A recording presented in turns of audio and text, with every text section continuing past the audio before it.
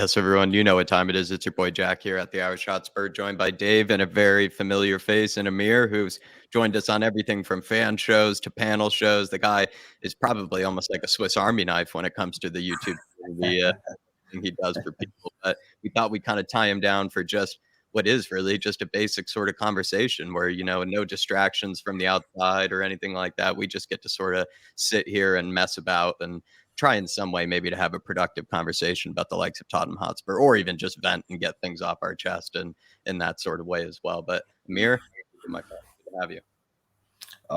Thanks for welcoming me on back. Jack and Dave, it's a pleasure to be back on the Irish Hotspur, and I'm sure we've got a hell of a lot to talk about with all the goings on at Tottenham Hotspur over the past few months, and yeah, boy, I'm sure we're going to get into it, Jacko.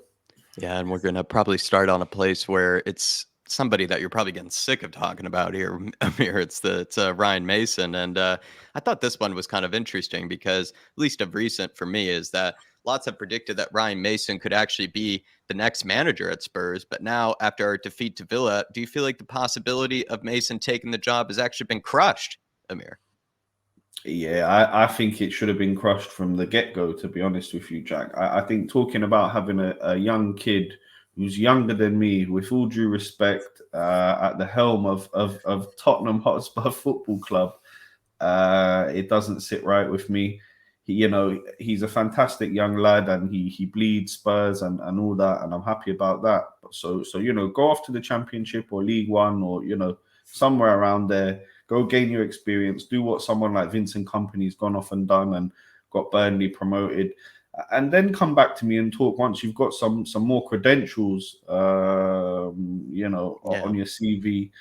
So for me, it's a non-starter when it comes to Mason. With all due respect, I don't think there's any other chairman in the league that would put someone of Mason's stature in there to run it, even if it is temporarily, to be honest with you. And, I just think the lack of planning and foresight when it comes down to our chairman and the management role is just, it's horrendous, really. And we were talking off camera before about this. And you look at teams that succeed and you look at managers that succeed. It's people there that have been there for over 5, 6, 7, 8 years. And what do? We chop and change.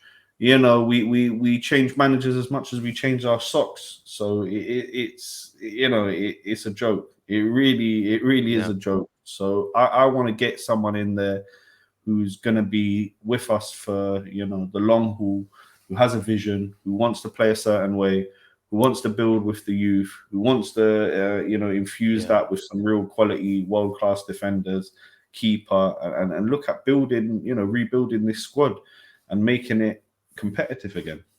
I feel like usually, like you said, most clubs in some way show some type of direction, some type of, sense of they're all on the same page. Even Dave and I, on the most part, usually get our outfits, coordinated, better than even Spurs can, show any type of coordination or any type of a direction. But I don't know, Dave, I bet you're sick of talking about Ryan Mason, but the reason I'm sort of bringing this up here is because I know that he is being a potential candidate. Like, he has been listed as potential candidate for the job. I just sort of feel like if he was in any way going to be taken seriously, he had to basically win that game against Aston Villa. He probably even needed to win the game or at least pull out a draw against the likes of Man United or even also Liverpool as well. But that Aston Villa game, for me, he needed to win. And it's no slight on Ryan Mason. Like, again, I don't think he really made himself look all that bad. But for him to even be considered, I mean, come on. I mean, he needed to win that game. But look, the thing is, Jack, the 2 interim charges that he's had, he hasn't done anything magnificent. Like the first interim charge he done after Jose Mourinho, he played Pochettino's 4-2-3-1.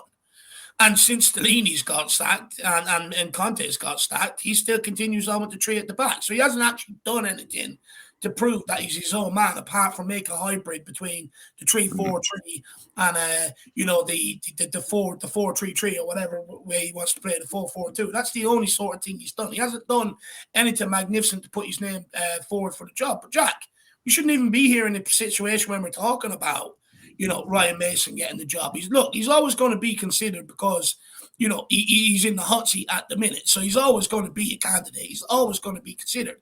The The reality is, he should be nowhere near the job at Tottenham Hotspur, nowhere near it. Only at Tottenham, you sat Jose Mourinho and Antonio Conte and put Ryan Mason forward for the Spurs job.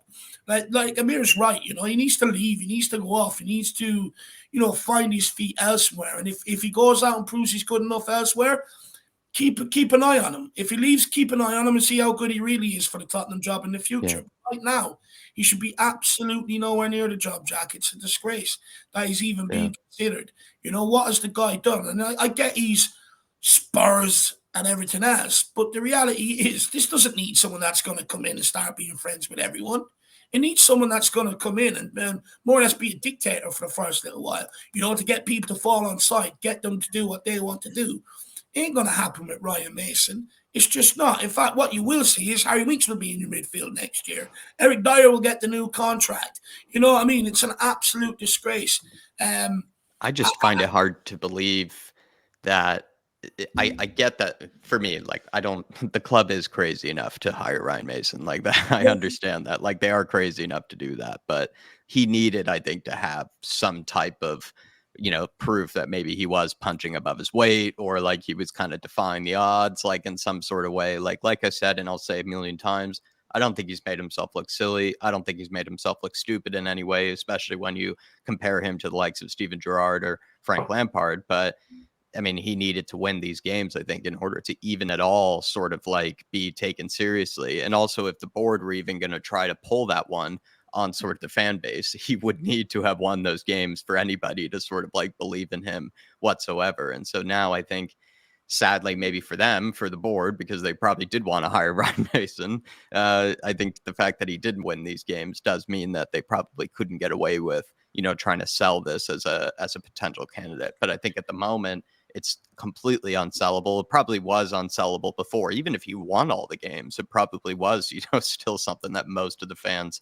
wouldn't even get behind. But the fact that he hasn't won all these games, I think, just makes it probably even more infuriating for people, because it just shows that, yeah, he has some promise, but he's not somebody that can take over this job at this moment in time. And it only would lead us further into free fall. And I've said this too before, that it feels like if they are even considering Ryan Mason, it's like they're going for some sort of, you know, quick ticket to a Mikel Arteta, you know, kind of experience, where they're hiring a former player who's never had an actual managerial position before in any capacity, and is then basically just learning on the go, is learning on the fly, and is going to make mistakes on the way. And apparently they're just fine with that. Like, that's just also even more deeply infuriating, because, like I said, if I were to even get behind him whatsoever, he would have needed to win, I think, most of the games. And he probably would have needed to make those sort of tactical changes and everything, like you said, Dave, because that is sort of the barometer that we judge Antonio Conte on. That was the barometer we judge other managers on. So sad as it may be, Ryan Mason is also going to have to fall to those sort of, you know, judgments if he is going to be the next Tottenham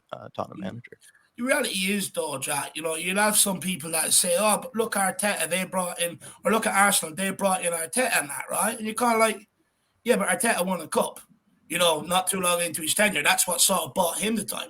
Ryan Mason had the opportunity against Man City. Well, I was told, you sacked Jose Mourinho, Ryan Mason's going to come in and everyone's going to be happy clappy. You know, it's you know, he's going to come in, he's going to lift the mood of the camp. Okay, where did lifting the mood in the camp get us in that cup final? I don't think the camp was lifted when they saw Harry Winks starting in the final. It got us nowhere. You know, and this is the whole thing. We got to stop looking at it as a point of view about hiring them and, you know, everyone's going to be happy and it's going to be relaxed and everything else. No, bullshit.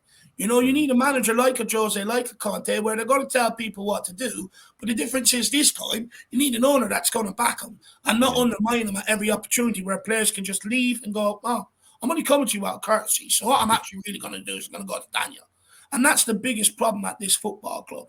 You don't need Ryan Mason. You should be nowhere near it. You don't need someone that's going to come in and everyone's going to be standing there high-fiving and everything else. It does not need that. What he needs is a real manager, you know, who knows what he's doing. Because the reality is, next year, if you put Mason in charge, Jack, he'll be gone by October.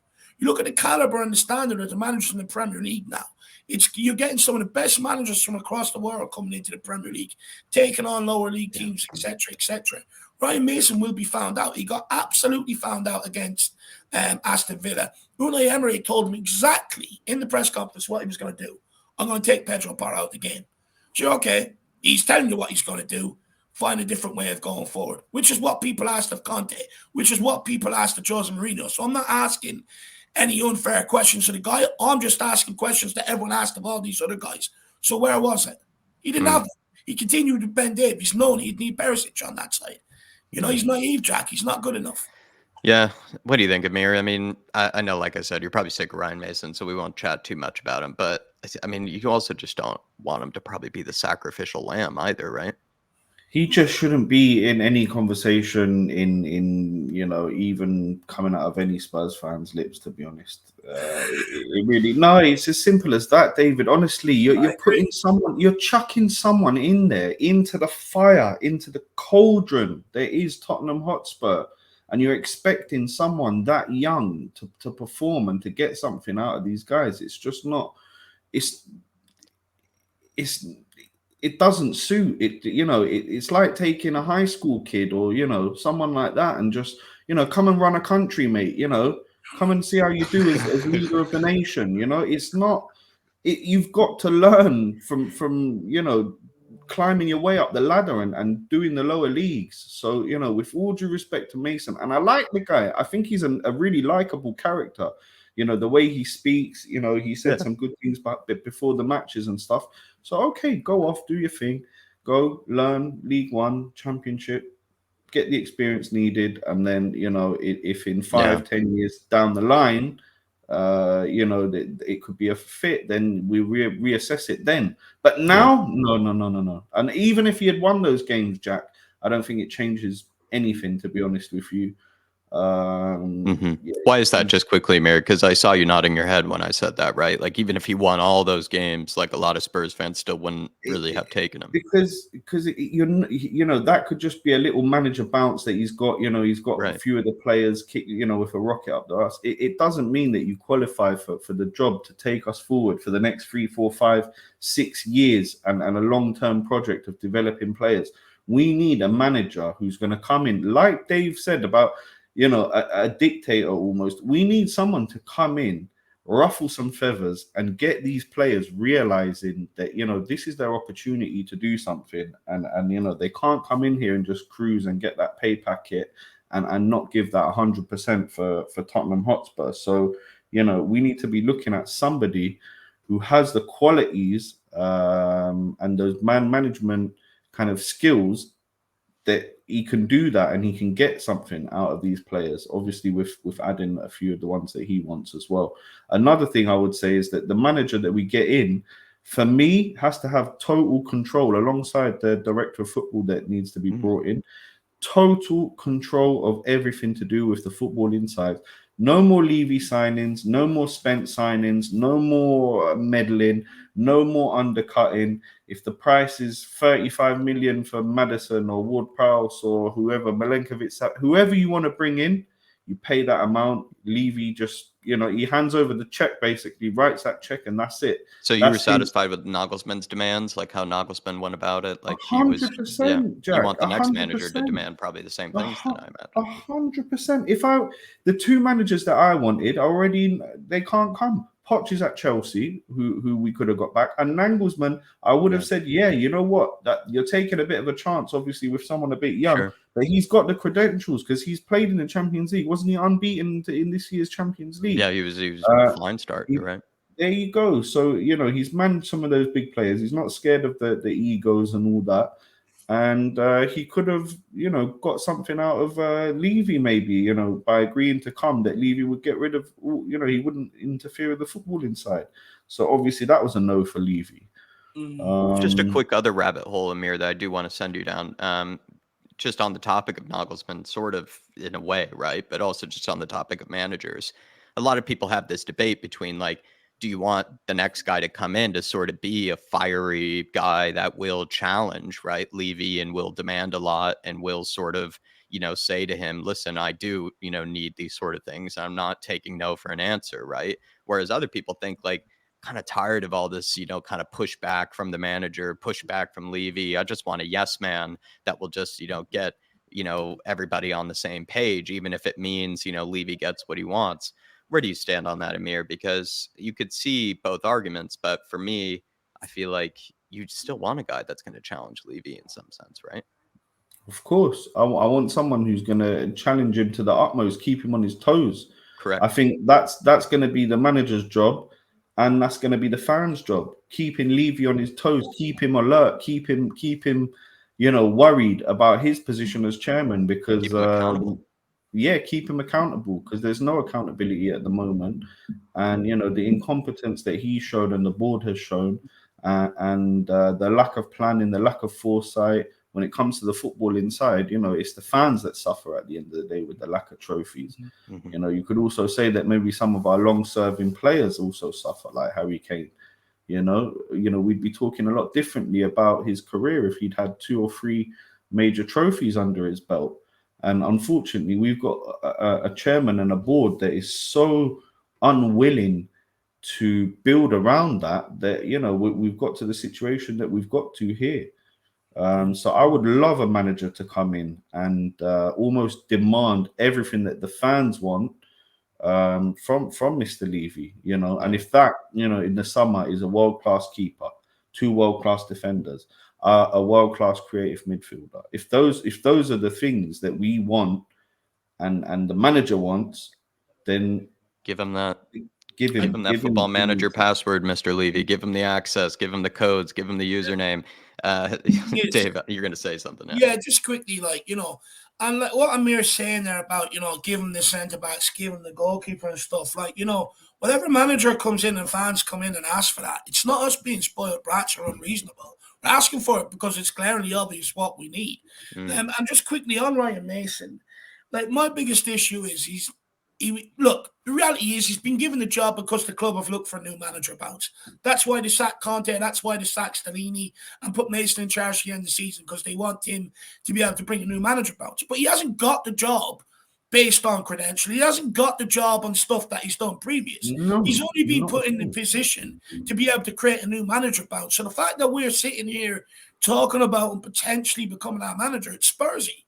It's absolutely Spursy. And if Daniel Levy hires him as manager, 90% of that fan base will turn to Enoch out. So do it at your peril, is what I say.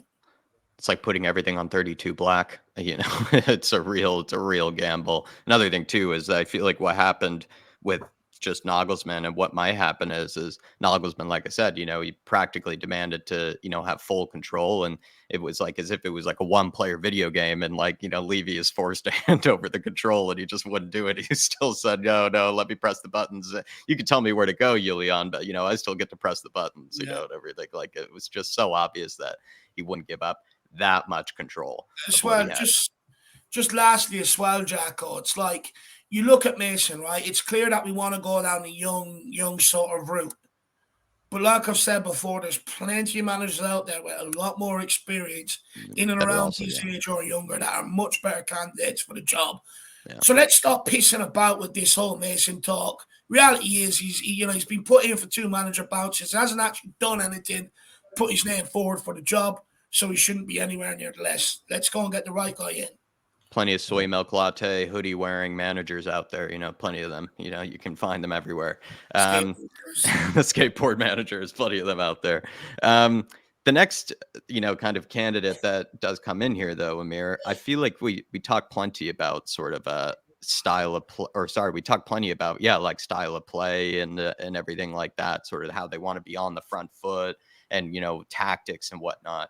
I feel like maybe something that doesn't maybe get mentioned enough, though, is like they certainly have to work with some of the players that are here, though. Like, we do have some good players to work with. And what I worry about, though, is what if we bring in a guy that is sort of maybe, yes, like tactically great, looks like he has a good style of play, but what if he doesn't want to work with Richarlison or Pedro Porro or Emerson or Romero or even, a combination of these sort of players that we've recently brought in? It just sort of kind of makes our problems, I think, a little bit deeper. So do you think the next manager that comes in, they probably in kind of that interview process need to be able to sell to the director of football or whatever, here's what I can do with a Kulusevski, here's what I can do with a Pedro Porro, this is how I can get the best out of a Richie, and things like that. It's not always just tactics and everything too. Yeah, for sure, Jacko. It's just the question is really what manager is going to want to come to Tottenham Hotspur right now under Daniel Levy. You know, even with these players that you're talking about, even with the Pedro Porros, the Romeros, the Kulusevskis, the Richarlisons, if you're stepping into a position where somebody like Jose Mourinho has failed, and then someone like Mr. Antonio Conte has also failed, you're stepping into a position that you're almost guaranteed to fail, regardless of what ammunition you've got there in your tank. So honestly, I think the situation is a lot more desperate than many Spurs fans actually see it. And Nagelsmann, for anyone that wants to know what went on there, he's been approached by Tottenham. He said no to us. That's the reality of what's gone on there. Yeah. So that's already one coach that is not willing to come to us. So I think some people have said we're facing the repercussions of that, right? Where you develop a reputation after a while, Amir, and 100%. Something's starting to stink for these managers here at Spurs. 100%. So regardless of who we get in, Jack, what they're going to do with these players, that's almost like we're going to get to that bridge and we'll cross it then when we get to it, because the first two steps is bringing in the director of football and getting a manager in the door. I mean, I don't know how long it's been. Has it been 2 months now without a manager nearly? Like, it's just beggars belief, really. We nearly wasted 50 days, like also on Nagelsmann too. And we spoke about this yesterday on the debate show, but we sort of mentioned that it's a bit hilarious in a terrible way that Spurs have literally performed some type of deja vu like event here where we are in the exact same scenario that we were when Jose was sacked and Ryan Mason, right, was also in the interim period and everything. It's just sort of ridiculous, like in a way that they have somehow in some way replicated all the exact same scenarios to be the same. And people have said, since it is basically the exact same from when it was that Jose Mourinho got sacked, it's actually then inherently worse because that means that nothing has basically really improved. Like over that time period, you're still struggling with the Kane situation. You're still struggling with the likes of, other players that haven't been moved on and whatnot. Every problem is the same. Everything, Jack. Everything. We're literally struggling with everything. We haven't replaced key players. We haven't sorted out Kane's contract. We don't know what's going on with Lloris. Is he going to Saudi? And do we have a replacement lined up? Our defense, we've shipped in goals for fun all season. And you look at the recruitment. Okay, we got Richarlison in for 60 million. But why did we not pay that money for a defender last season when we all were crying out for a central defender? Why was Richarlison seen as a steal of a signing and, Bastoni for 60 million, wasn't? Yeah, it's I don't know. I don't. It's so obvious to us, Jack. It's so obvious to us, the fans, and you got to question everything that's going on at this club. Amir's answer, Dave, for me, I really like it, but I was caught off guard by it because it's just sort of like maybe I am getting a bit ahead of myself with this sort of question, right? Like, can he work with the players and everything? Because Amir's kind of bringing up here, like, first of all, like we've wasted 50 days here. Like we're not even at that stage, probably in the interview process. Like even I am, getting ahead of myself. Like we're still at square one. It feels like, we now all of a sudden are switching gears to a director of football. We're not even approaching managers. We're not even in that interview process. It feels like, so I don't know. Amir's answer, I actually appreciate it because it felt very honest. And, like I said, it's look, Jack, I think the club, we're thinking, we can get in the manager and then we'll get in the director of football. Whereas the reality is you're going to managers now and they're like, who's the director of football? And this is the sad thing about it. Like, we've got some very good players. A Romero, a Kulu, a Bentancur, people like that. And the reality is you got a lot of players, Jack, that are 25 and sort of under that just need nurturing, need developing. You've got other players at the other end of their career, like a Harry Kane, like a Son, who was sort of superstars. You've got some good youngsters there in the under-21s. You've got the future of the under-17s and the under-18s to come true. So the reality is, if you're a manager looking at it from a football perspective, you fancy it. There's a lot that you can actually currently work with at the club. You just get a few shrewd signings in the key positions, and you will see a marked improvement on the football pitch next season. However, what you're actually seeing is managers nothing to do with the playing squad. It's to do with Daniel Levy. They want to know, what are you going to do for me this summer? You ain't going to employ me, making me work with Dyer and Sanchez across that back line, keeping Hugo Lloris when you know it's a massive problem. And you're going to sack me 6 months later based on their performances. Not going to happen. What you're seeing is actually managers asking about the off-field issues. What recruitment are you going to get me? Who's my director of football? You're not hearing them going, looking at Tottenham Hotspurs or squad and go, can't work with them. There's a lot of bums there. Because reality is that's not the truth. And this is the shame. There is so much to work with in terms of playing squad. But it's our off-the-field issues that are stopping us from getting a manager in. And that's the harsh reality of it. And that's the sad thing about it. There's so much to work with here. Jack, me and you have had a conversation about, you look at the Paratici's recruitment, a lot of it was 25 or under. And it looks like a purpose ploy for the club to go down. It looks like they were setting it up so that if Conte were to go, that they could get a younger manager in here to sort of work with these guys, coach them, who would have more patience than maybe a Conte or a Jose Mourinho would. But it's sad that there's so much there to work with, but everyone wants to know exactly what recruitment's going to happen because they know it's not near enough. Do you feel like, though, Amir and Dave, that's because like we've developed this reputation, and so when we're trying to wine and dine managers and sort of win them over, can't really exactly do that anymore with like a nice dinner out in London or anything. It probably is like, when Levy meets them at the table, they hand him like a big list of like, this is what I want, no funny business, no messing about. Like, it's like we can't even get away with sort of probably the normal negotiating anymore because we're untrustworthy. It's like, somebody that you wouldn't give a loan to, like, sort of thing. Like, it's just like, you wouldn't at all participate in any sort of the usual, chit chat and everything. Like, you're just going straight to the business because you just basically don't trust the guy in some sense to actually deliver what you're expecting or what you want. So maybe that's what's happening too, is that managers are being very forthright with Levy, and Levy is probably, not used to this either. Yeah, I mean, Jack, to be honest with you, I think Levy has messed around so many other football clubs when it comes down to signings, and I dread to think what he's done to managers over the years. But if you just look at, let's say, just one deal that happened recently, the Porro deal, how long did that drag on for? How long did we hear about Porro's coming, and then the negotiations, and then a few mil here, a few mil there, and it just drags on for ages? Well, Amir, just on that quickly, is the biggest question not why did that not happen in the summer? Why did we go for Jed Spence? Waste that money? Why did we do Porro in the summer instead of doing it in January? Where effectively we've been tracking him for months. It's just another, it's just more fuel to the fire, David. It's more fuel to the fire, and it's these kind of shenanigans that honestly,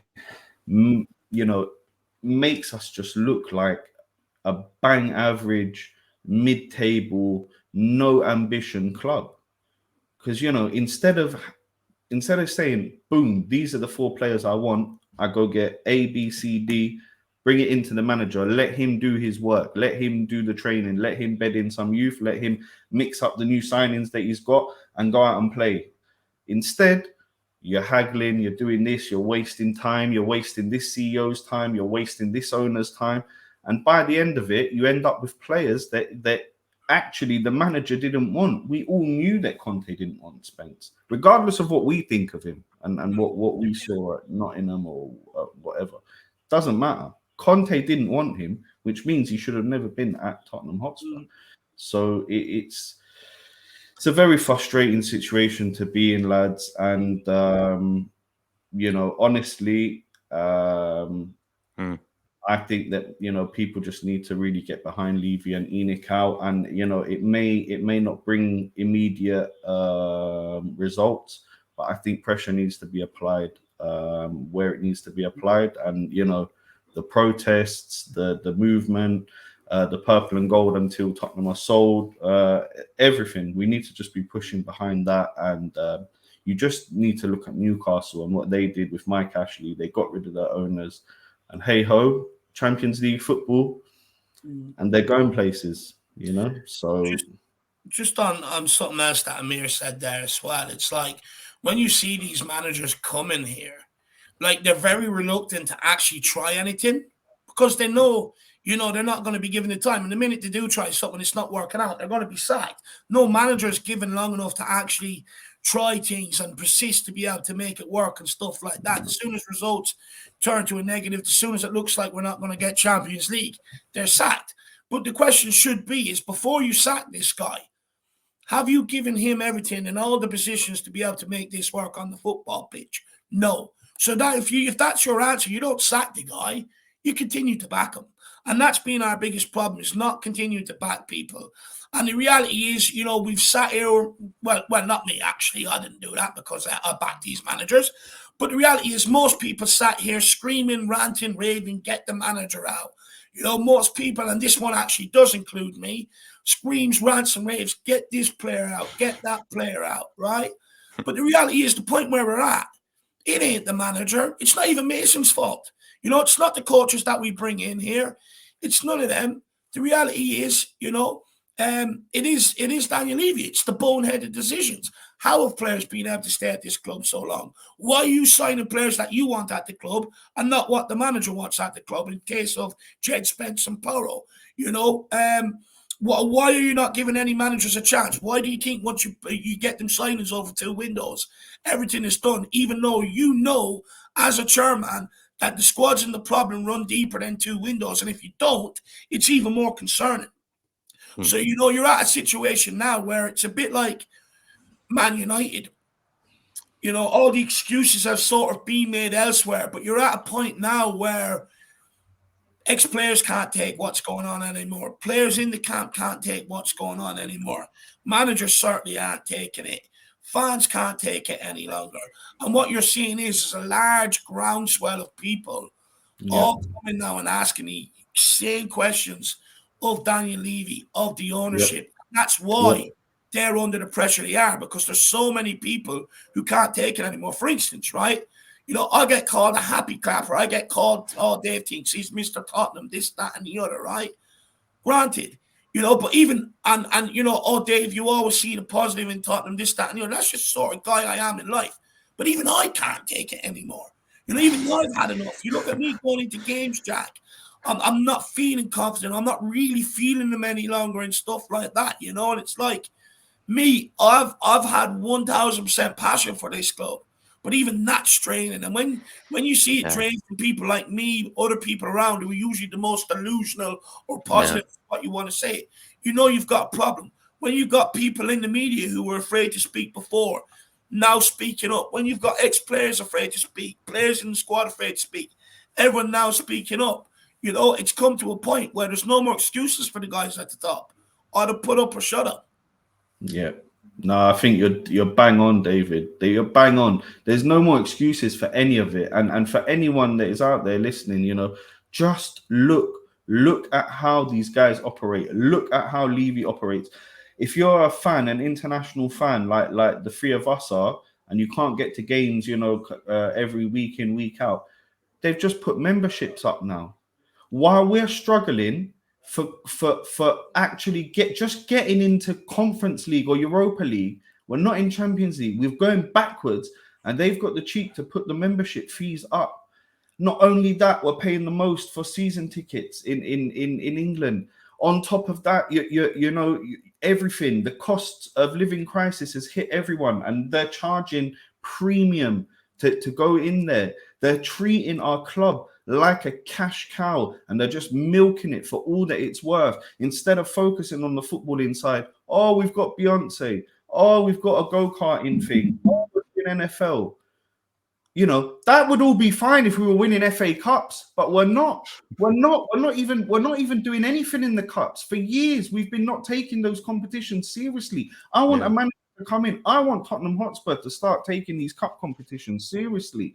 To go out there and win a League Cup, to win an FA Cup, to battle for a Europa League, to battle for a Champions League, and not be this club that comes in and is in the Champions League like this season against Milan and just go out with a whimper without even scoring a goal. Against Villa, we didn't even have a shot, on target in the it's not okay what's going on at our club. And guys, we really need to rally behind, get the fans behind the movement to get this lot out of our club. Not to even mention the fact that he tried to break off and go into a Super League. Let's not even go. Let's not even go off into that. It's just a joke from A to Z. It's just a joke. You know what, Amir? I'm glad you putting up the One Hotspur memberships. But first of all, I mean, look, we're lucky it's Beyonce and not Susan Boyle. At least she's got a good taste in that sort of sense. You know what I mean? If people know where I'm getting with Chili that. Peppers. Who doesn't love them? But, look, down to the serious business though. Putting up the One Hotspur memberships, right? You've got to remember, a lot of these people are actually the people that can't afford the season tickets, that don't have the lump sum, available at the start of at the end of the season when they're sort of looking for season ticket renewals.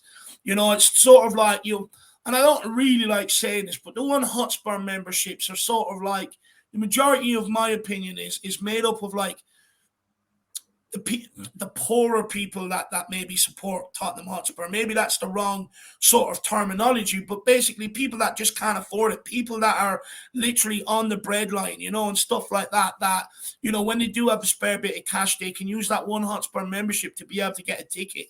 To up the prices in the middle of a cost of living crisis, and drain the people's pockets even further is absolutely a disgrace. The fact that they think they can get away with freezing the season tickets, but then going after the One Hotspur memberships is a disgrace. It should be a freeze right across the board. But the reality is, they'll probably freeze the One Hotspur season ticket memberships next year, and they'll up the season tickets. They just can't wait to get the fans no matter what. But pure greed. It's all it is. Pure greed. It's all it is. And to target people in a cost of living crisis is an absolute disgrace, especially with the shit they've offered up this season, especially with the shit they've served up. And the reality is also it's a lot of people that are maybe flying in for the odd game that also have them One Hotspur memberships. So it's like those people are already paying massive money for flights, accommodation, etc., and you're just making it more expensive to follow this football club. And it's like, when are you going to read the room? You should not be charging fans any extra when we're in a new stadium and we're still paying to see Ben Davies. We're still paying to see Eric Dyer. You're still paying to see Hugo Lloris. And the top prices to see them too. Yeah, exactly, Jack. And it's the top prices. And I just could not believe they up the One Hotspur membership. And me, I enjoy going to games and everything else like that, Jacko. But I can't pay for a One Hotspur membership this year. I'm just not going to do it. It's out of the principle of the matter that they think they can up the prices when you're watching that shit. But even worse, when people are struggling to heat their homes, when people are struggling to fucking get in a week's food shop, everything else that they usually have to pay for is going up. And the club goes, do you know what's a good idea? We're going to up your One Hotspur membership by another €15. We're going to make it harder on you, to support this club. And we're going to target you even though you're struggling. The clubs, I'm fed up with it. Why can't clubs, do a good thing for fans? They just look at us as customers now. They don't give a shit about us. They don't care about us. And that absolutely stunk of it. Surely someone in that club goes, do you know what? Fans have endured a difficult season this season. Somehow they're still turning up to games. Somehow they're still sitting in their chairs at home watching this shit. Yeah. Somehow it's more ignorance. It's tone deaf.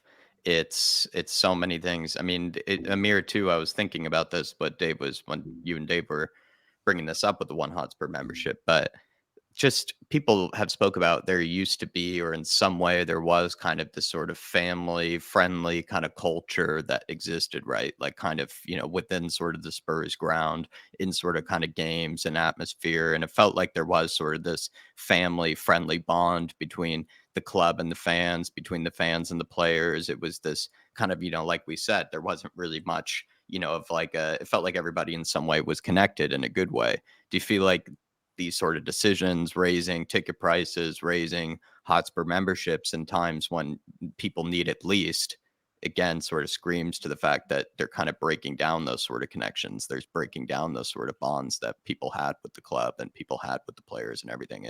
That's what people have even said, right? Spurs have lost that family culture and lost that friendly culture that used to exist.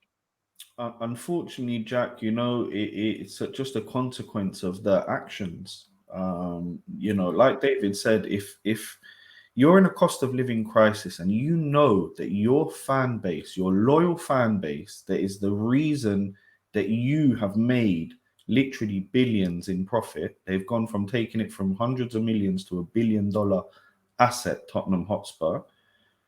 Then you should show some respect to those fans that are putting in the hard-earned cash into the football club. And instead of doing that, instead of rewarding their loyalty, what do? They do the exact opposite. They almost spit in your face by saying, you know what, here you go, guys. We're not going to put up the season tickets, but for all you hundreds of thousands of Spurs fans around the world, I'm going to put up your one Hotspur membership. Give us some more money. So what? We can do what with it? Spunk it on NFL matches or I don't know what. Buy, do dodgy recruitment as we've done for the last 10, 15 years and bring in players for 40, 50 million that wouldn't get into any other top six side.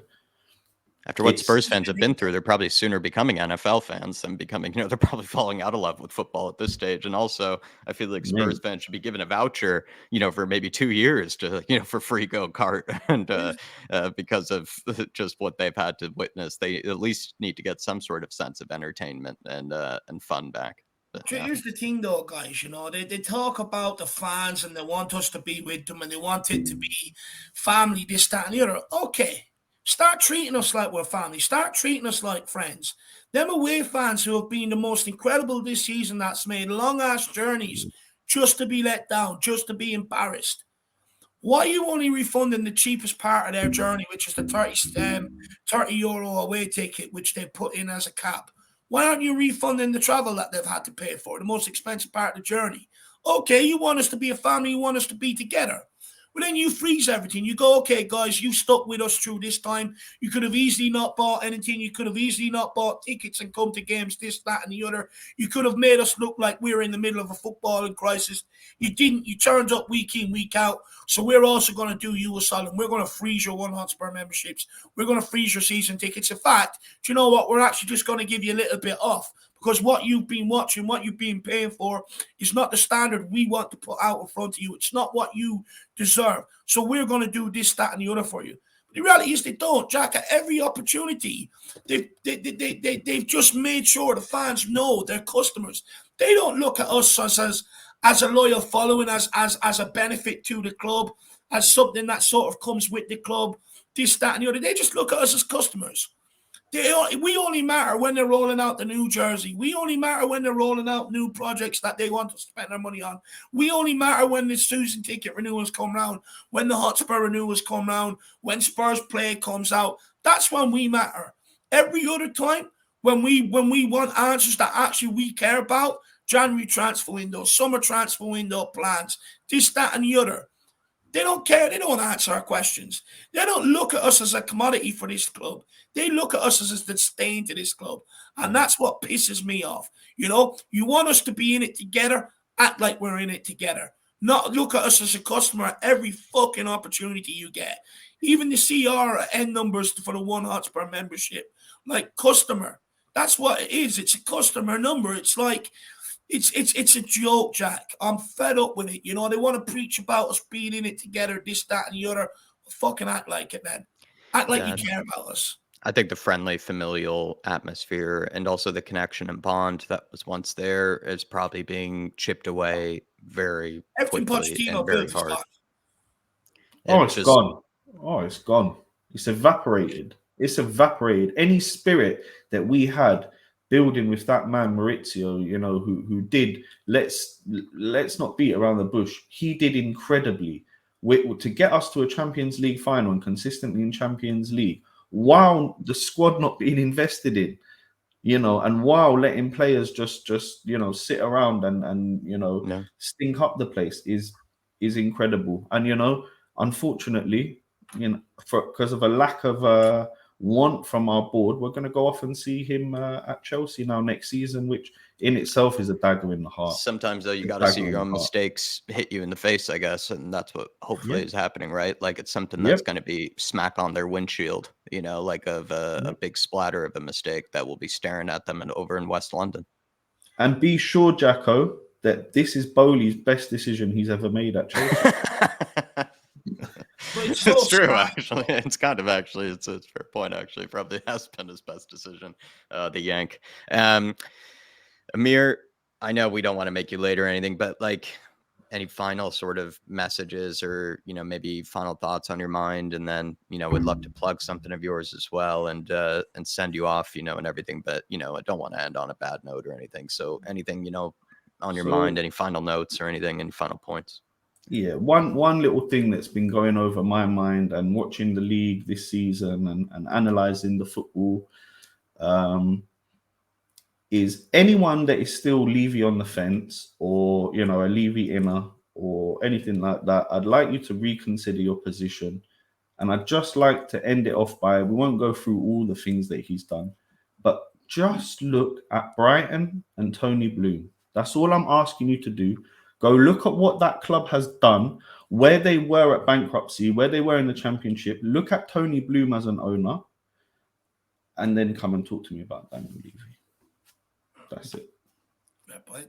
I like that. I'm a big fan of the what they're doing over there at Brighton, and I feel like it's something that a lot of people are ignorant to maybe look at, because you can take pages out of their book, you can take pages out of Brentford's book, out of a Red Bull group, out of a City group. You can take pages out of their playbook. You can. Absolutely incredible. And I won't get into every single point, but just look at the recruitment as well that they've done and the business that they've done. And then people want to tell me that Daniel Levy is a good businessman. 55 million for Ndombele, 40 million was it for Sanchez?